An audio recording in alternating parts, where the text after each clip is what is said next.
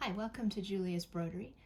Today I was going to show you how to do a slip stitch. I've been wanting to add this to my collection for a while because you can use it for anything that you make in more likely in the summer boxes or the seasonal Christmas boxes where you have to slip stitch something closed, like this ornament.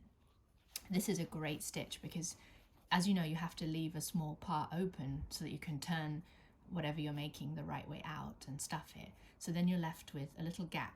And of course you could just sew over, but you'll be left with a line of stitching. So this is a great stitch so that you can hide the stitch in the closure. So you'll put your needle in so that you can, I've already threaded it in, but basically you'll just go inside and to hide your knot. And then here's your opening that I've pinned closed. So what you're going to do is make sure that your closure is flat, so all the edges match, and it's, you know, like this is a circle, so make sure that your circle edge is straight. What you're going to do is catch a tiny bit of the fabric, so make these stitches small. See how I'm using if you were doing this you would want to use an ecru color so that it blends. I'm using a pink so that you can see what I'm doing. But you're going to catch a tiny bit of one side on the top there, pull it through, and then you're going to switch to the other side and just gently catch another small amount right along the top there.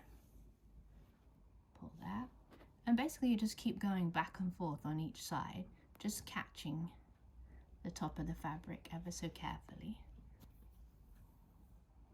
And then you switch back to this side. And you keep going until the hole closes. See how it's pulling it together? So I'm on that side, so now I'm going to go back to this side. So I'll try and get a close-up for you, but you're basically just catching the top edge of the crease of the fabric.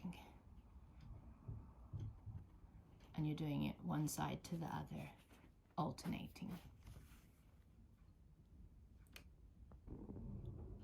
And so there you go, it's closed up.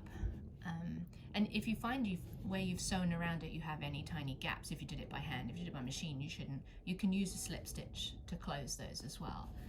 But as you can see now, the whole thing is closed up, and you can then sort of position the stuffing so that it fills the part that you've slip stitched.